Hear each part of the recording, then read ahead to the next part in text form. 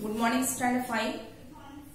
Standard 5 हम लोग ने ऑलरेडी लेसन 15 एक्सप्लेनेशन के साथ साथ प्रश्न उत्तर और जितने भी अभ्यास कार्य हम लोग सब समाप्त कर चुके हैं। आज हम लोग पाठ 16 नीति के दोहे पढ़ने जा रहे हैं। नीति के दोहे। तो सबसे पहला नीति के दोहे क्या होता है? तो नीति का जो दोहा होता है ये हमारे जीवन को सुखमय बनाने का संदेश देता है। हमारे जीवन में जो सफलता का अचूक मंत्र जो है इस नीति के दोहे में समाहित होता है कि किस तरह छोटे छोटे दोहे हमारे जीवन में किस प्रकार परिवर्तन ला देता है। साथ ही साथ हमारे जीवन की सच्चाई जो जिस सच्चाई से को हम देख नहीं पाते हैं उन सभी सच्चाइयों को ये नीति के दोहे द्वारा हमारे सामने उजागर किया जाता है और हमें उस सच्चाई के रास्ते पे चलने के लिए भी प्रेरित किया जाता है। तो इस नीति के दोहे में अनेक कवियों ने, जिसमें कबीरदास, रहीमदास, तुलसी, वृंद, सूरदास, इन्होंने अपनी कविताओं के माध्यम से लोगों को प्रेरित किया, लोगों को सच्चाई की ओर चलने के लिए प्रेरित किया। बहुत ऐसी कविता है जिसको आप पढ़े होंगे। बुरा जो देखन मैं चला, बुरा न मिलिया कोई, जो दिल ढूंढा आपना, मुझसे बुरा न कोई, दुख में सुमिरन सब करे, है ना। देखते हो ना, सुख में करे ना कोई, जे सुख में सुमिरन करे, दुख काहे कोई। ये सभी जो कविताएं हैं वो नीति के दोहे के अंतर्गत आते हैं, है ना। तो ये जो कविताएं हैं दो लाइन की पंक्तियां होती है, सिर्फ 2 लाइन की पंक्तियां। ये 2 लाइन की पंक्तियों में हमारे जीवन की सच्चाई छुपी होती है और ये 2 लाइन की पंक्ति हमारे जीवन को परिवर्तित करने में हमारी अहम भूमिका निभाती है। तो इस दोहे में जो कुछ वर्ड्स हैं इसमें जो आए हैं उनको मैंने यहाँ लिखा है। जैसे काक, काक का मतलब होता है कौवा, पीक कोयल, शयन सोना, बहुत से बच्चे सो जाते हैं, ठंडे का मौसम में और सोएंगे हम लोग। दिवस दिन, मिताई मित्र, विरद यश। तो इन सभी शब्दों का प्रयोग यहाँ इन पंक्तियों में किया गया है। तो चलिए हम लोग इस कविता की शुरुआत करते हैं। सबसे पहला जो पंक्ति है उसमें भले बुरे सब एक से, ज्यों लो बोलत नाही, जान परत है काक की, ऋतु बसंत के माही। वन सेकेंड, भले बुरे सब एक से, ज्यों लो बोलत नाही, जान परत है काक पीक, ऋतु बसंत के माही। ये 2 लाइन की पंक्तियों में जो कबीर जी कहते हैं, जब तक इंसान किसी के सामने बोलता नहीं है तब तक उस इंसान की भला और बुरा का पता लगाना हमारे लिए असंभव नहीं है। मीन्स जब तक आपसे कोई बातचीत नहीं करेगा तब तक हम नहीं पता कर सकते हैं कि बातचीत करने वाला व्यक्ति भला है या बुरा। ठीक उसी प्रकार देखिए, जान परत है काक पीक। काक का मतलब कौवा, पीक का मतलब कोयल। दोनों अपनी अपनी आवाज में बोलता है। लेकिन जब वसंत की ऋतु आती है, वसंत का जब आगमन होता है, तब हम लोगों को कौवे और कोयल की आवाज में फर्क महसूस होने लगता है। जब ये दोनों बोलता है तब उसकी आवाज से दोनों में हम विभिन्नता देखते हैं।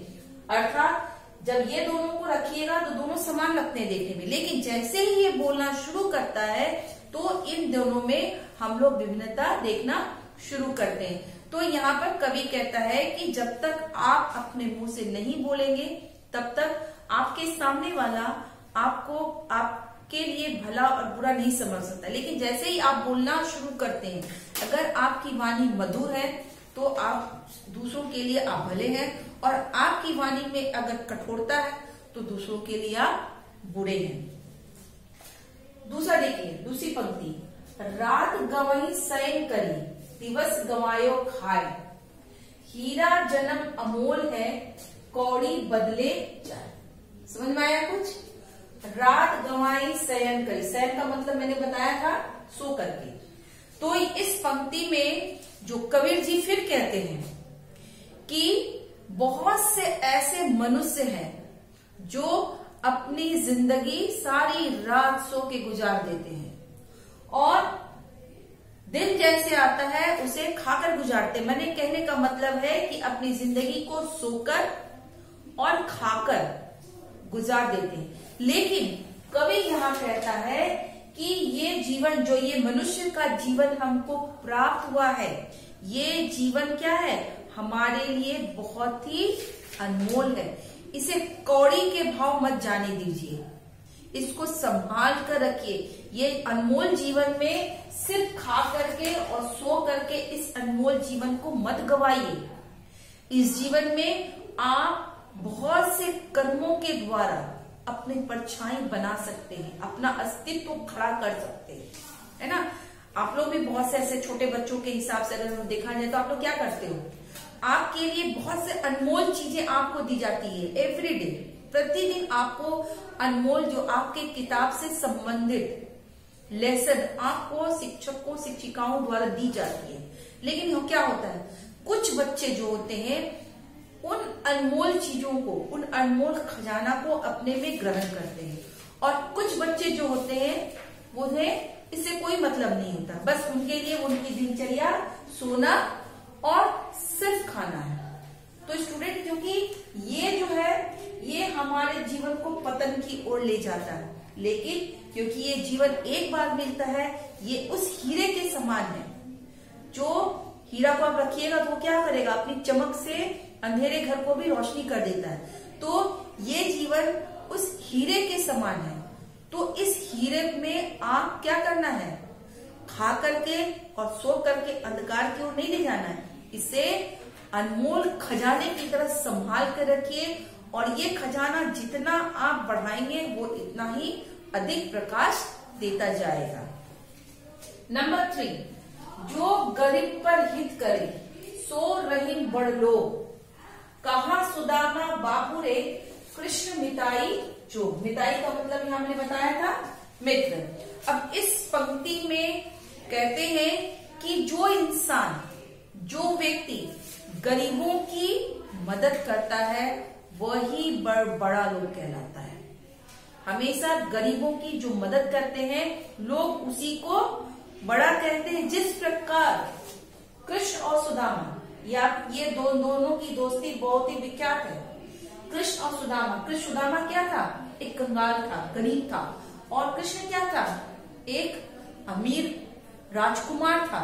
लेकिन इन दोनों की दोस्ती की मिसाल दी जाती है कि किस तरह एक गरीब और अमीर में दोस्ती हुई, और किस तरह कृष्ण ने सुदामा की दोस्ती को स्वीकार किया और उसे अपनी जिंदगी में शामिल किया। तो यहाँ पर कहता है कि जैसे सुदामा और कृष्ण की दोस्ती एक प्रकार की साधना है, ठीक उसी प्रकार गरीबों की मदद करना भी हमारी साधना है। और गरीबों की अगर हम मदद करते हैं तो हम बड़े कहलाते हैं। तो यहाँ पर कवि ये कहने का कोशिश कर रहा है कि हमें हमेशा किसकी मदद करनी चाहिए, गरीबों की मदद करनी चाहिए, तभी हम बड़े बनेंगे। और इसमें क्या कहा कि हमें अपने अनमोल जीवन में सिर्फ खा करके और सो करके इस अनमोल जीवन को बर्बाद नहीं करना है। इसके लिए हमें विभिन्न प्रकार के कार्य करने हैं, और क्या होता है कि हमें हमेशा मधुर बोली बोलनी चाहिए, क्योंकि बोली ही हमारी पहचान है। बोलने के बाद हमारे अंदर भले और बुरे की पहचान होती है। तो इस तरह स्टूडेंट, आज मैं सिर्फ 3 आप लोगों को दोहों के बारे में बताई, और अभी 4 बाकी है। ये हम लोग नेक्स्ट क्लास में हम लोग पढ़ेंगे कि इन 4 पंक्तियों में कवि और क्या कहने का कोशिश कर रहे हैं। धन्यवाद।